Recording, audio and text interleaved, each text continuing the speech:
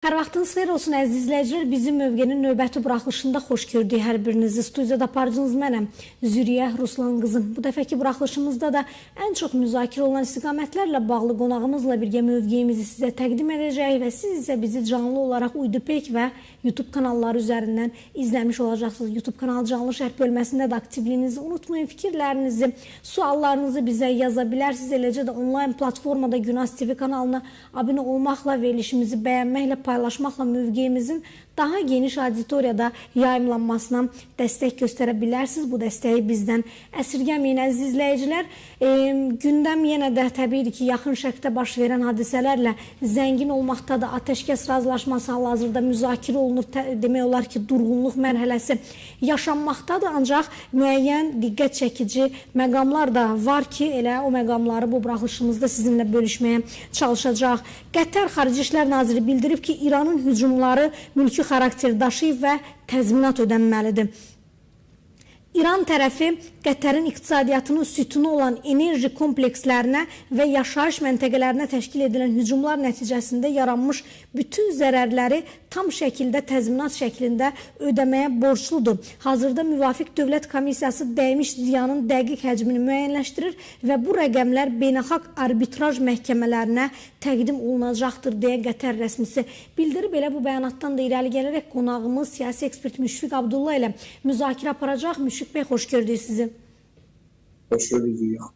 Müşfiq bəy, təşəkkür edirik dəvətimizi qəbul etdiyiniz üçün. Hadisələrin gedişatını necə qiymətləndirirsiniz? Əvvəla bu bəyanata keçid etmədən öncə, bax bu atəşkəs razılaşması sizin düşüncələriniz nə yöndədir ki, kimin məğlubiyyəti, kimin qələbəsi deməkdir və yaxud da bunu bir time-out kimi də qiymətləndirənlər var, yəni növbəti mərhələnin başlanacağı proqnozlarını verənlər var. Sizin proqnozlarınız və ehtimallarınız nə yöndədir?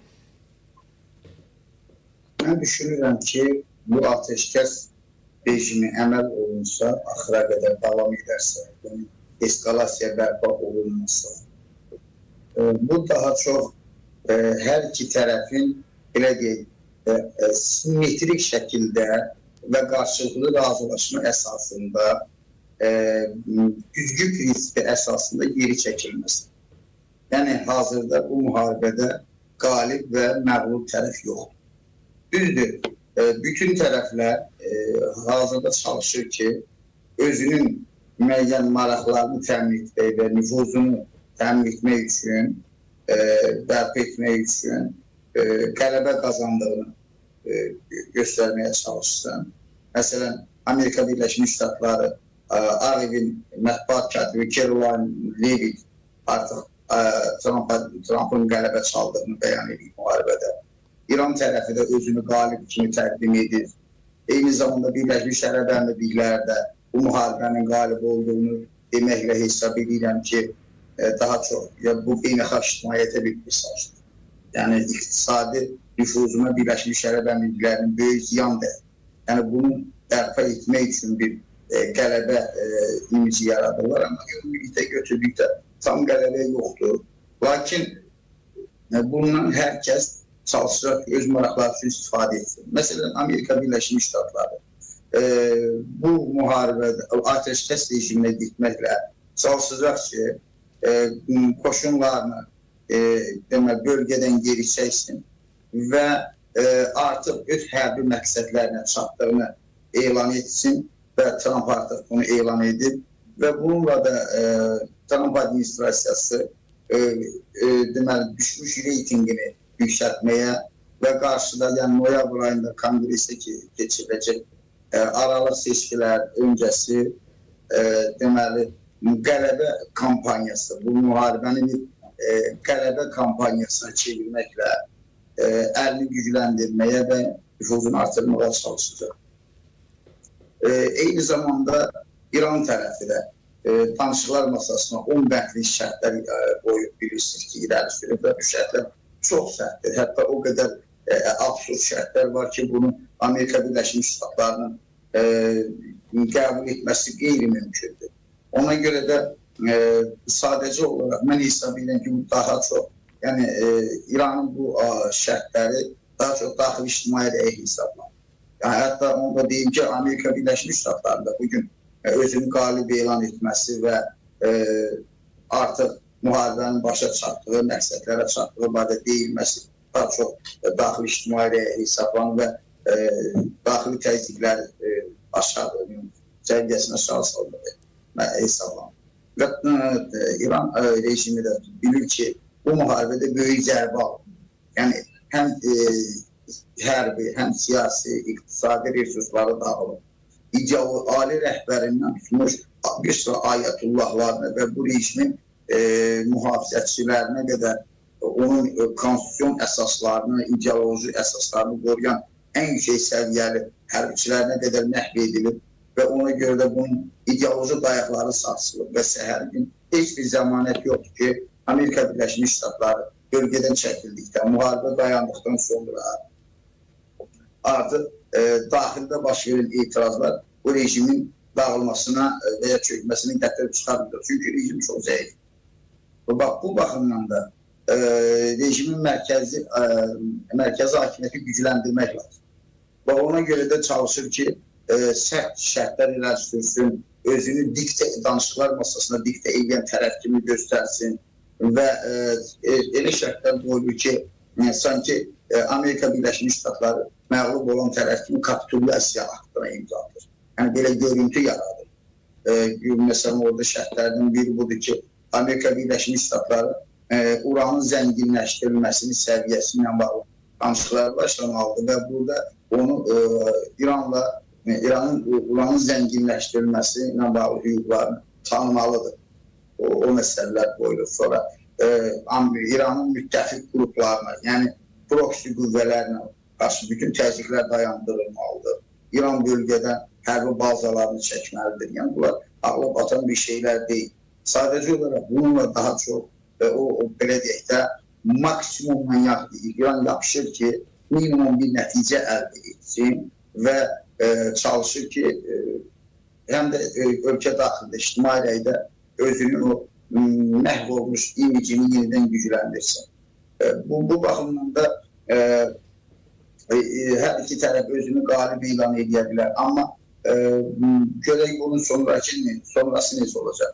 Onu da deyim ki, İsrailin burada tutacağı mövqedən çox yazılıdır. Hələlik İsrailin müxtəlif məlumatlar gəlir. Bəzən İsrailin bu məsələdə atəşkəsə müvəqqəti də olsa razılıq verdiyi deyilir. Ancaq bu gün orta saatlarda Tehrana hava zərbələri indirməsi və orada İranın eşiksiz hava hücumundan müdafiə sistemlərini məhv etməsinə dair də məlumatlar yayılır. Yəni, bu da atəşkəsin əməl çox kövrək olduğunu, əməl ediləcəyini şübhə altına alır. Məsələn, İranın da millət vəkili, yəni vitse-spiker İran parlamentinin bildirib ki, əgər Amerika Birləşmiş Ştatları 10 bəxtli şərtlərin hamısını qəbul etməsə, güya ali rəhbər Müştəbə Xamneyi sülh razılaşmasına, sülh sazişinə razılıq verməyəcək. Bu isə yenidən müharibə demək. Buna görə də atəşkəs çox kövrəkdir və burada İsrailin də mövqeyi nəzərə alınır. İsrail hansı qərarı verəcək? Mən onu deyim ki, mən bir neçə gün öncə bir rəy sorğusu ilə tanış oldum. Deməli, İsraildə 18-22 yaş arası gənclər arasında keçirilmiş sorğudur. Həmin sorğunun nəticələri göstərir ki, bu müharibə bilirsiniz ki, oktyabrın 27-sində İsraildə Knessetə parlament seçkilər keçiriləcək parlamentə. Və bu seçkilər öncəsi bu müharibə Benyamin Netanyahunun mövqeyini xeyli gücləndirir. Və artıq sorğuda iştirak edən bilirsiniz ki, İsrail bir dini ideoloji kursa malik dövlətdir, İran kimi. Və orada Benyamin Netanyahunun deməli, gənclər 56% hesab edir gözünü, ultra saxsı hesab edir. Və 44 yaşlı nəslin 44%. Məsələn, bu il ilk dəfə səs verəcək gənclər hamısı deyib ki, biz Benyamin Netanyahu'ya səs verəcəyik və Benyamin Netanyahunun partiyası 35% səs toplayıb. Onun əsas rəqibi hesab olunan ana müxalifət lideri Naftali Bennett, sabiq baş nazir Naftali Bennett isə 19% göstəricidir. Qalanları qulaq aşağı. Yəni, bütün bunlar onu göstərir ki, bu Benyamin Netanyahu'nun seçkilərdə qalib gəlmə şansı yüksəkdir və o qalib gələrsə yenidən onun əli güclənəcək və o seçkilərdən sonra İrana qarşı yenidən hansısa bir hərbi əməl, yəni İran İsrailin şərtlərini, təkliflərini qəbul etməsə, yenidən İrana qarşı hansısa hərbi əməliyyatlara başlaya bilər. Və ümumilikdə isə bugün mən hesab edirəm ki, mən bayaq dedim ki, tərəflər simmetrik qaydada geri çəkilirlər və bu da daha çox ona görə bu qənaətdəyim ki, Amerika Birləşmiş Ştatları daha çox diqqəti Hörmüz məsələsinə yönəltdi, Hörmüz probleminə yönəltdi.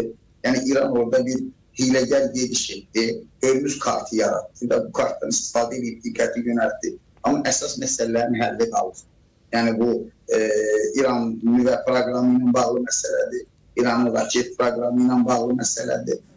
Yəni onun balistik raket istehsalının dayandırılması və məhdudlaşdırılması. Eyni zamanda İranda rejim dəyişikliyi məsələsi. Bax, bu ən vacib, aktual olan bu məsələlər hələlik öz həllini tapmayıb və İran Hörmüz kartını ortaya atmaqla bu məsələdən diqqəti yayındıra bilir. Və bugün İran çalışır ki, danışıqlarda da mən gözləyirəm ki, İran çalışır ki, Hörmüz kartının maksimum istifadə eləsin, təzyiq vasitəsi kimi. Və onu da biz nəzərə alaq ki, Pakistan, yəni İslamabad platforması daha çox Çinə yaxındır. Çinin mövqeyi özündə iktifa edir. Çünki Pakistanla Çin yaxın dövlətlərdir. Və orada Amerika Birləşmiş Ştatları biz gözləyirdik ki, Türkiyə ilə, Türkiyənin vasitəçiliyi ilə bir yeni platforma təklif etsin, yaratsın danışıqlar üçün. Bilirsiniz ki, Türkiyənin, Amerika Birləşmiş Ştatlarının Türkiyədəki səfiri Thomas Barak Türkiyənin Xaricilər Naziri ilə görüşmüşdü. Sonra isə Hakan Fidan İran Xaricilər Naziri Abbas Araqçı ilə danışmışdı. Ancaq bir gün sonra qəfil vəziyyət dəyişdi və tərəflər ateşkəsə razılaşdılar. Hələlik bilmirik nə qədər mümkün olacaq. Ancaq mən düşünürəm ki, İranın bu ateşkəsə etməsində iki amil də mühüm olur. Bunun biri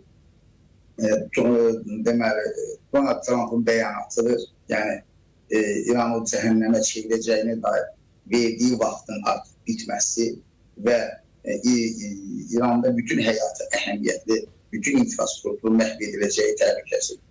İkincisi, yəni İrana ola bilsin başa salıblar ki, siz bu ehtiyatlı olun, yəni bu böyük təhlükədir. İkincisi də ki, vaxtın bitməyinə 1-2 saat qalmış. Bilirsiniz ki, Tehranda iclasının keçirildiyi, yüksək vəzifəli şəxslərin iclasının keçirildiyi bir bina vuruldu. Oradan saçılan olmuyor.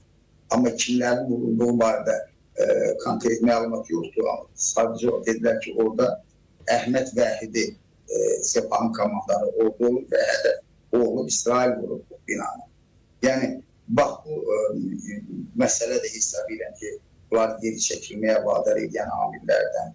Ancaq İran çalışırlar ki, bu məsələdən maksimum istifadə edib, mən onu da qeyd edeyim ki, yenidən qaydıram bu sözə ki, daxili ictimai rəydə özünün qalib obrazını yaratmaqla bir hakimiyyətini gücləndirsin, rejimi gücləndirsin və burada Sepahın ən böyük təhlükə odur ki, hakimiyyəti de facto elə keçmiş Sepah artıq indi də bilirsiniz ki, ali liderin dəfninə, sabiq ali liderin dəfninə hazırlaşdırır Xamneyni və hakimiyyət boşluğu var. Müştəbə Xamneyni isə ola bilsin kim bilir, bəlkə də ateşkəs dövründə ya onun bir müddət sonra 10 dövr xəbərimiz biz bunu bilirik. Yəni faktiki hakimiyyət hələ keçirmiş Sepah yəni danışıqlar prosesində dinç dövrdə özünün legitimliyini təmin etməyə çalışır. Yəni hakimiyyətin legitimliyini və bu da bunu həm cəmiyyətə qəbul etdirəcək, həm beynəlxalq danışıqlar məsələsində beynəlxalq ictimaiyyətə qəbul etdirməyə çalışır. Bu təhlükə var. Mən bunu dəfələrlə sizin efirdə demişəm, yenə qaydaram söhbətə ki, əgər bu olsa İranda hərbi xuntanın yaranma təhlükəsi var. Ona görə də bax, vəziyyət belədir. Yəni, hər tərəf öz maraqlarını bu şəkildə bunu istifadə etməyə çalışır, manipulyasiya etməyə çalışır. Ancaq ümumilikdə bu müharibədən indiyə qədər olan 38 günlük müharibədən İran belə deyək, darmadağın olmuş vəziyyətdir. Yəni onun dağılmış resurslarını bərpa etməsi üçün ona 10 illər lazımdır və Amerika Birləşmiş Ştatları ABD-si Trump administrasiyası ilə buna ümid edir ki, biz artıq vaxt qazanmışıq, təhlükə soğuşub, onlar bunu bərpa etmək üçün uzun illər lazımdır. Yalnız ondan sonra yenidən təhlükə olasın məsələyə baxa bilər. Ancaq mən hesab edirəm ki, təhlükə soğuşmuyor. Yəni, bu müharibənin gedişi də göstərdi ki, kənardan fəal dəstək var İran rejiminə, yəni onun ayaqda qalmasını istəyən tərəflər. Ona silah da verirlər, ona belə deyək, onun dəstəklədiyi terrorçu qruplar müəyyən qədər qalır. Onun belə deyək, əlində iqtisadi resurslar qalır. Ona görə də rejim isə ki, yaşayıb İran rejimi o təhlükədir. Beynəlxalq sabitlik üçün təhlükədir. Region üçün təhlükədir. Bu baxımdan da əsas məsələlər öz həllini taplayıb və düşünürəm ki, Trump özü açıq şəkildə demişdi ki, biz çalışmalıyıq ki, hər 2 ildən bir bu regiona qayıtmıyor. Məsələn, bir dəfəlik həll edir. Ancaq indi elə bir vəziyyət yaranır ki, bugün Trump olmasa da, yəni Musa Trump'ın elə hakimiyyətinin hələ 2 ildən çox vaxtı var, 3 ilə yaxın vaxtı var və o yenidən qayıdır və yaxud onun xələfləri yenidən qayıdır siyasi tələblər. Bax, bu baxımdan da Amerika Birləşmiş Ştatlarının İran problemi var və bu İran problemi öz həllini tapmıyor.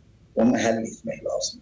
Yoxsa İran yenidən təhlükəli. İranın bu məsələdə belə deyək,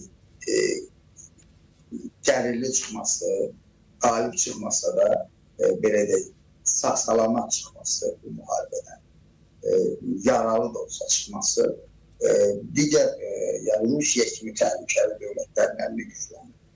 Yəni, bu halda bugün Birləşmiş Ştatlar regional çəkilib etməsi, Ərəb ölkələrinin öz təhlükəsizliyi üçün təmin etmək üçün öz təhlükəsizliyini, yəni dərhal Rusiyanın da Çinin dövrəyə girməsilə nəticələnir.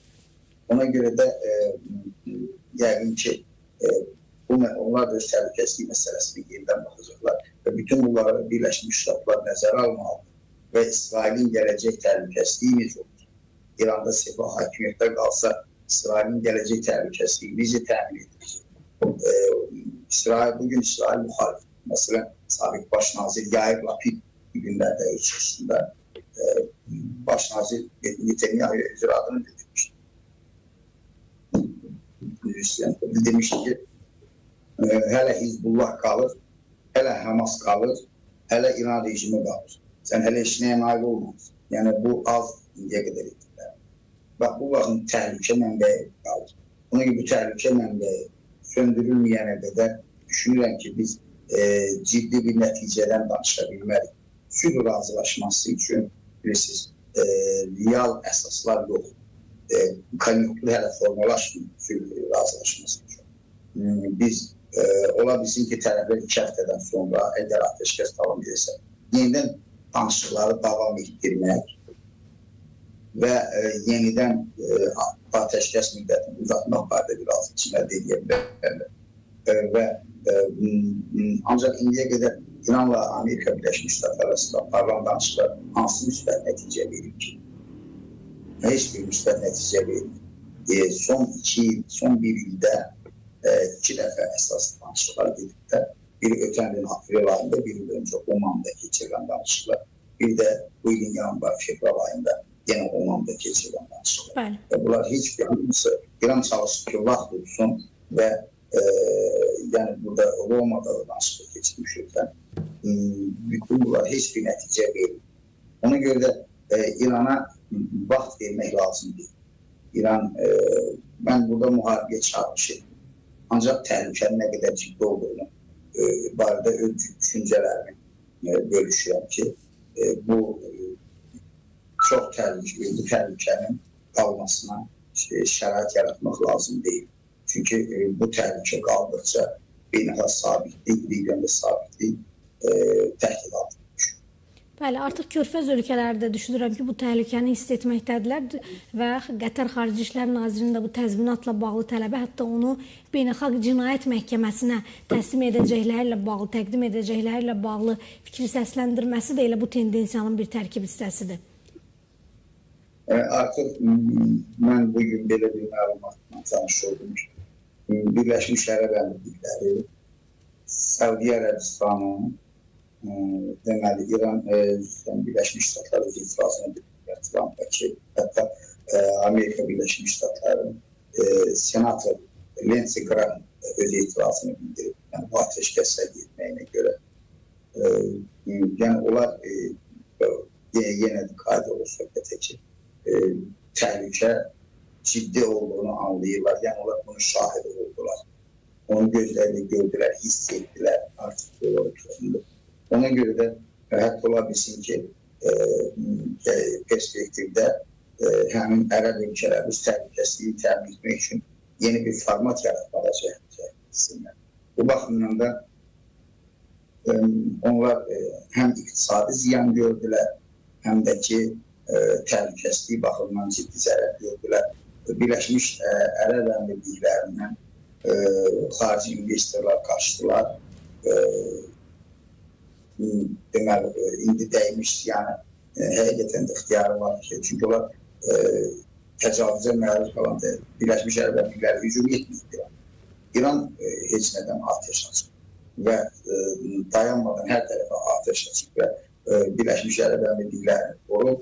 Ona görə indi, ancaq mən Beynəlxalq Arbitraj Məhkəməsində onların ciddi bir nəticə nail olacağını da açılır bu məsələdə şübhəli yanaşdan.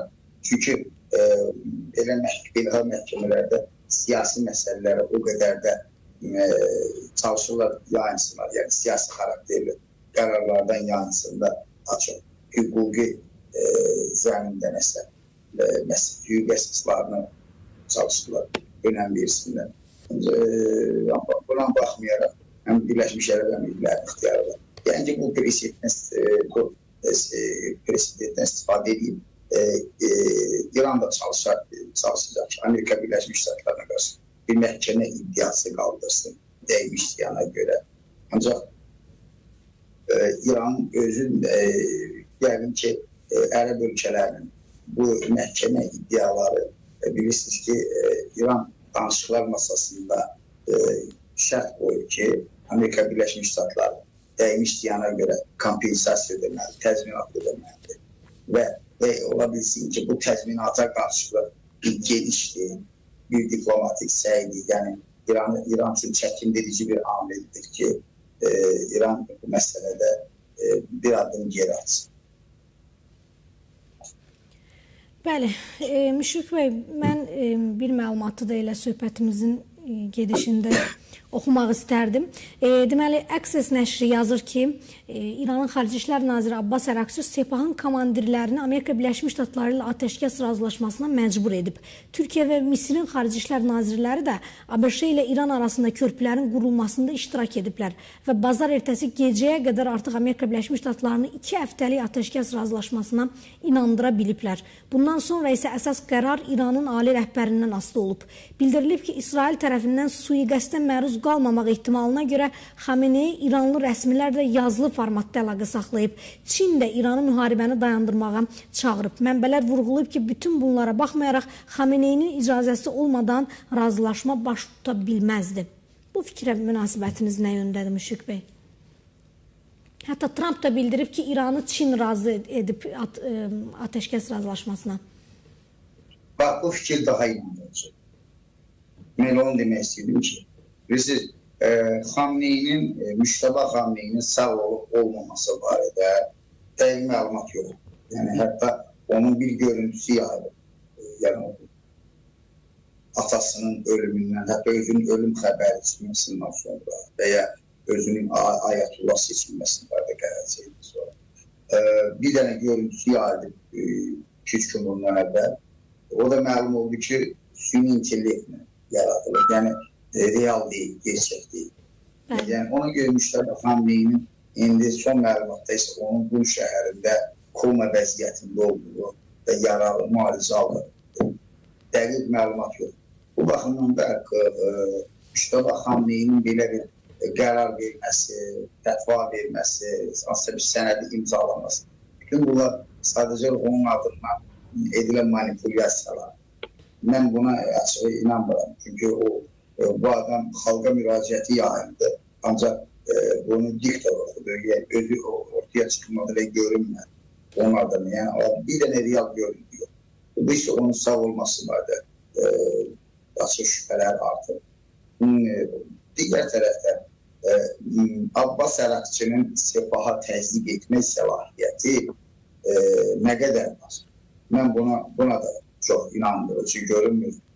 Sepahın ona təzyiq etmək səlahiyyəti daha çox. Hətta xatırlayırsınızsa, fevral ayında Türkiyədə danışıqlar keçir. Türkiyənin vasitəsilə danışıqlar keçirməlidir. Abbas Əraqçıya təzyiq göstərər Sepah bu danışıqların deməli, Omanda keçirilməsinə təhrik etdi, Xariclər Nazirini vadar etdi və bu baxımdan da Abbas Əraqçı, ola bilsin Abbas Əraqçı real vəziyyəti dəyərləndirir. Həqiqətən təhlükənin vəziyyətin nə qədər ciddi olduğunu onlara izah edeyim. Ancaq onların belə deyək, Sepah generallarının məhz onun göstərdiyi təzyiqi nəticəsində geri çəkilməsi inandırıcı görünmür. Çünki Sepah özü prezidenti belə bugün proseslərdən kənarlaşdırır və səlahiyyətlərinə məhvdir. Bu baxımdan da düşünürəm ki, bu məsələdə Çinin bölgəyə girməsi daha inandırıcıdır. Çünki bu prosesdə İran rejiminə dəstək verən əsas qüvvə Çindir. Hələ ötən il 12 günlük müharibədən daha sonra mən sosial şəbəkələrdə statusunda yazmışdım ki, İran tezliklə Birləşmiş Ştatlarla Çin arasında hibrid müharibə meydanına çevriləcək. Və bu baş verdi də sonra vəkalət müharibəsi baş verdi də sonra da artıq açıq müharibəyə keçdi. Və indi bu baxımdan da bayaq deyilən İslamabad platforması Çinin maraqlarını itiva edir və çünki orada Amerikanın şərtləri yoxdur məsələn. Hamısı İranın şərtləridir və çox güman ki, bilmirəm fikrinə razılaşarsınız. Onu deməli, İranı razılaşır İslamabad platformasında ateşkəs imzalamağa və danışıqlara başlamağa da Çin vadar edib, məcbur edib. Ancaq bu prosesin davamlı olması üçün hələ yetərli deyil. Hələlik tərəflər daha çox bir hansı məsələlərdə ortaq məxrəcə gələ bilərlər, yəni potensial imkanlar nədən ibarətdir. Tərəflərin indi Hörmüz boğazının açılması ilə bağlı bir xeyli razılaşma əldə etməsi mümkün. Tam olmasa da 80%, 90% mümkün. Orada qalıb, yəni gəmilər buraxıla bilərlər, bir sıra ölkələrlə güləşlər ola bilər, müəyyən azlıqlar əldə oluna bilər. Eyni zamanda burada İranın Hörmüz boğazına nəzarət məsələsi ilə bağlı burada mübahisəli məqamlar hələ qalır. Çünki onun tam nəzarətinə verilməsi və ya orada rüsum yığması məsələləri mübahisəli olaraq qalır. Sonra Amerika Birləşmiş Ştatları və İran düşünürəm ki, nüvə proqramı ilə bağlı danışıqları bərpa etməkdə razılığa gələ bilərlər. Əvəzində isə Amerika Birləşmiş Ştatları qoşunlarını donanması və hərbi hava qüvvələrini regiondan çəkə bilər. İranın şərtini qəbul etməklə. Əslində bu İranın şərtini qəbul etmək deyil. Daha çox Trump'ın özünün də istəyi budur. Yəni çünki Trump da bugün Ağ Evin açıqlamasına bildirir ki, biz o 4-6 həftəlik müddət demişdi Donald Trump. Biz artıq ön məqsədə çatmışıq. 38 gün müddətində ordumuz bizi əsas məqsədimizə çatdırdı. Artıqlaması ilə biz istəyimizi əldə etdik, planlarımızı həyata keçirdik.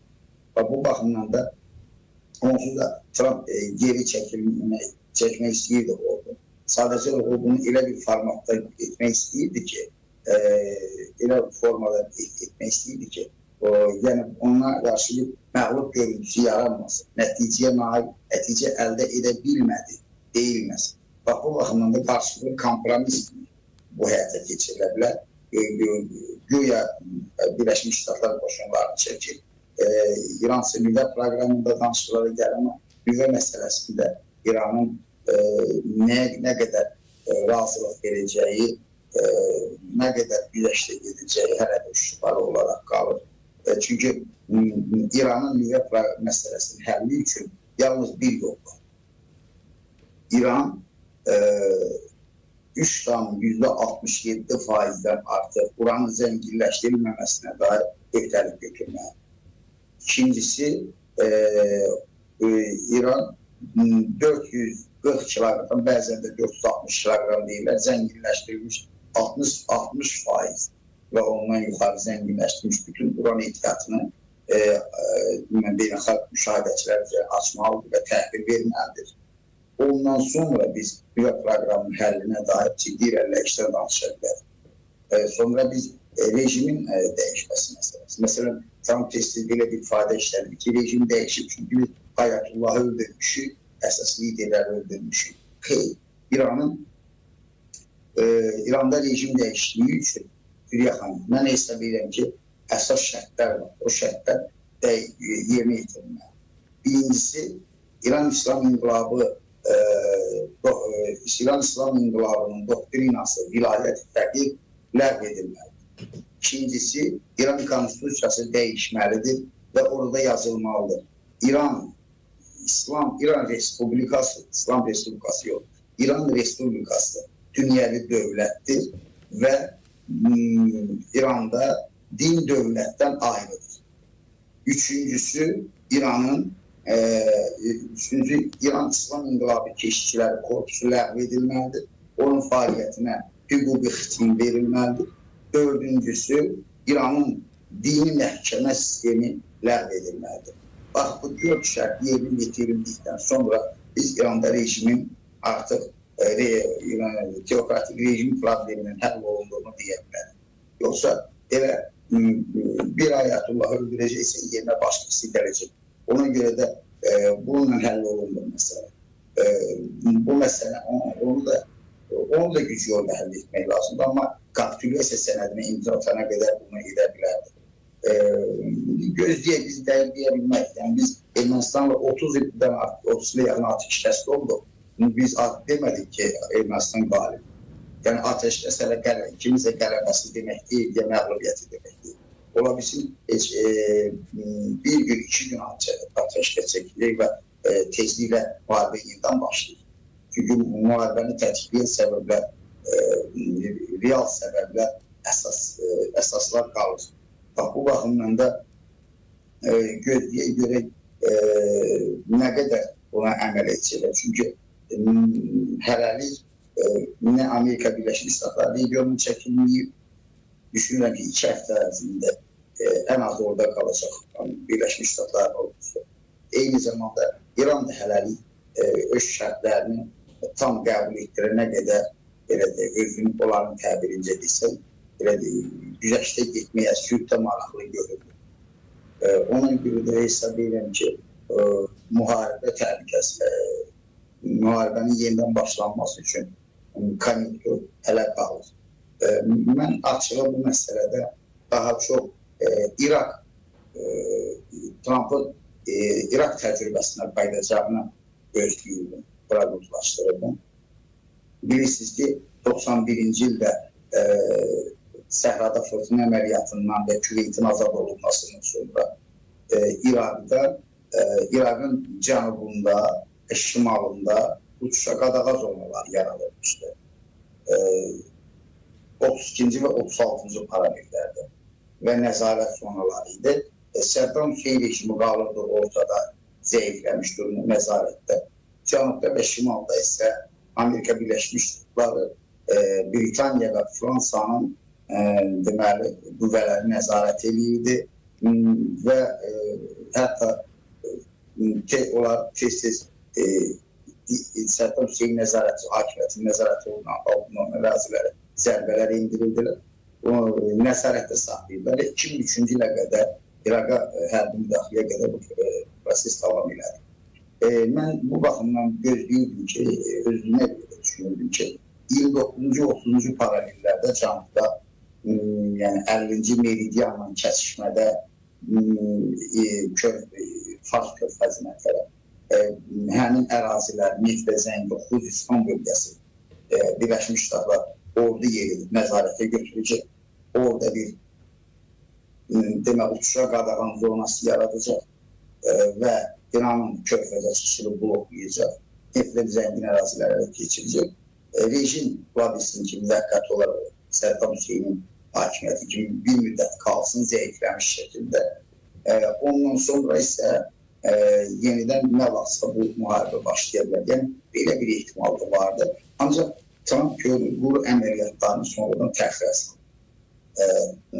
Əməliyyatları təxirə salır və bunda bəzi ehtimallara görə Pentagondakı fikir ayrılır. Bəzi generalların istefaya getməsi və baş qərargah rəisi George'un qərargah rəisi quru qoşunların komandanı General George'un istefası kimi məsələlər və müdafiə naziri Piklexlikdən narazılıqlar ola bilsin müəyyən rol oynayıb. Amma bu məsələnin üstündən sükürdən keçdilər və daha çox yenidən bombardımanlar təhdid etməyə başladı. Raket zərbələrlə təhdid etməyə başladı. Trump və sonrası ateşkəsə getdi. Ancaq qoşunlar hələ bölgədə qalır və ola bilsin ki, yenidən hərbi əməliyyatlar kim bilir bəlkə də olacaq. Yəni, belə bir ehtimal da var. Digər məlumatlar isə Birləşmiş Ştatların Müdafiə Nazirinin dəyişilməsini aparır. Yəni, Piklexlikin Trump'a ABŞ mətbuatının yazdığına görə səhv yanlış informasiyalar verilib və kim bilir bəlkə də məsuliyyəti müəyyən görə onun üzərində yükləmək çəkdidir. Amma ümumiyyətlə Pentagonda o hakimiyyətə rəhbərliyi gəldikdən sonra ixtisaslı generalların, kadrların, zabitiyyətini böyük səyət işdən çıxarır. Yəni, Biden administrasiyası bölümündə və onların istəyirəm zibil yeşiyi adlandırıb ki, təmizləmək lazımdır. Sonra ancaq indi onun yerinə Dan Driscoll'un gətirilməsi ehtimalı var. Bu həm vice-prezident deməli David Vance'in yanında həm də bir təcrübəli hərbiçi və diplomat. Bu baxımdan Dan Driscoll'un gəlməsini istiyor. Ukrayna müharibəsinin münaqişəsinin əlində də Kate Kellogg-un yerinə təyin edilmişdi Ukrayna'da xüsusi nümayəndə kimi və Trump'a çox sadiq adamda onun mövqeyi ifadə edilir. Yəni, bu kimi məsələlər var. Ola bilsin, yəni Amerika Birləşmiş Ştatları rəhbərliyi bu məsələlərə yenidən həm siyasi, diplomatik, həm də hərbi baxımdan yenidən nəzərdən keçiriləcək. Ancaq hələlik qısa müddətdə belə qənaətə bir neçə saatin ərzində ya bir gün içində qənaətə gəlməkdir. Müharibə bitdi, kimsə qalib gəldi, kimsə məğlub oldu. İran orada təbliğat apardı, İran pərəstlər sevdir ki, biz qalib gəlmişik. İran qalib gəlib, Amerika bacarmadı, Amerika müəyyən təbliğat, ictimai reyistan təbliğat dedik, biz hər şeyi həll etdik, artıq məqsədimizə çatmışıq. Əsas təhlükə qalır və yenə də Biden'ın fikrinə ki, bu məsələdə İsrailin də mövqeyi həll edici ola bilər və oradakı qarşıdan gələn seçkilərdə nəticələri təsir göstərə bilər. Və bir də ki, nəzərə almalıyıq ki, bu məsələdə hələlik daha çox görüntü bundan ibarətdir ki, simmetrik qadır. Yüzü müharibə asimetrik getdi hesab edilərkən Amerika gözləmədiyi nəticələr. Amma hələlik razılaşma belədir ki, simmetrik bir qaydada gedir. Danışıqlar, razılaşma, tərəflər yəni bərabər düzgün prinsip əsasında geri çəkilsinlər ola bilsin və bu proses hətta ola bilsin ki, mənim şəxsi düşüncəmə görə bu ateşkəs mayın 15-nə qədər də davam edə bilər. Yəni, söhbət Trump'ın Çinə səfərindən, yəni Çinə səfərə qədər Trump hansı əlini gücləndirəcək, o qovluğundan əsas apara biləcək Çinə. Və məsələ bu, əsas bu. Əgər apara biləcəksə, yəni artıq Amerikanın qələbəsini danışa bilər, yəni Çini razı sala biləcək. Yox, razı sala bilməsə, yəni onda hətta müharibəyə yenidən qalır. Mən Yunus TV-nin yaxında deyim ki, Donald Trump istədiyinin nail ola bilməsə, yəni müharibə uzansa, çünki Çin müharibənin uzanmasına maraqlıdır. İstədiyinin nail ola bilməsə, Trump ola çox güman ki, Çinə səfərini təxirə salır, başqa vaxt keçirecək. Ancaq ola bilsin ki, ateşkəs dövründə müəyyən kompromis variantlar nail olmaqla, müəyyən kompromis nəticələr əldə etməklə Trump Çinə əli dolu getsin və tehditlərlə getsin, şərtlərlə, daha bəlkəsi şərtlərlə getsin. Ona görə də hazırda ateşkəs 2 həftədən çox çəksə, bu Çinə səfərə qədər uzana bilir. Aydındır. Müşfiq bəy, sizə minnətdarlığımızı bildiririk dəvətimizi qəbul etdiyiniz üçün, maraqlı şərhlərinizi bizimlə bölüşdüyünüz üçün. Sağ olun. Çox sağ olun. Mən də sizin minnətdarlığım. Sağ olun. Sağ olun. Belə, əziz izləyicilər, qonağımız siyasi ekspert Müşfiq Abdullah idi və yenə də hadisələrin gedişatından, ehtimallardan, proqnozlardan, bundan sonra yenidən bu müharibənin başlanma reallıqlarından, perspektivlərindən danışmış olduq. Pərdə arxası bir çox məqamlardan və eyni zamanda Donald Trump'ın İranı bu razılaşmaya məhz Çin vadar etdi bəyanatı üzərinə də Müşfiq bəyin eyni zamanda fikirlərini almış olduq və hətta Müşfiq bəy bildirdi ki, mayın 15-nə qədər ola bilsin ki, bu məsələ uzadıla bilər və təbii ki, Donald Trump'ın Çinə səfəri və səfərdə qovluğunda nələrin aparacağı, nələri gətirəcəyi məsələlərindən də hadisələrin gedişatı müəyyən mənada asılıdır deyə ekspertimiz də bildirmiş oldu və belə, siz isə bizim bu buraxılışımızı canlı olaraq UyduPek və YouTube kanalları üzərindən izləmiş oldunuz. Əziz izləyicilər, sadəcə mövqeyimizi izləməklə kifayətlənməyin, eləcə də bizim mövqeyimizin daha geniş auditoriyada səslənməsinə də bizə dəstək göstərin. Bunun üçün onlayn platformada Günas TV kanalına abunə olmaqla, verilişimizi bəyənməklə, paylaşmaqla və canlı şərh bölməsinə də fikirlərinizi yazmaqla, rəylərinizi, suallarınızı yazmaqla bizə dəstək ola bilərsiniz. Elə mən də qonağımızı dinləməklə paralel şərh bölməsinə sizin yazdığınız fikirləri oxuyub mütləq şəkildə diqqətdə saxlayırdım. Belə, gündəmdə baş verən hadisələrdən xəbərdar olmaq üçün və bu yöndə bizim mövqeyimizi bilmək üçün diqqətiniz elə bizim mövqedə olsun. Növbəti buraxılışda görüşənə dək.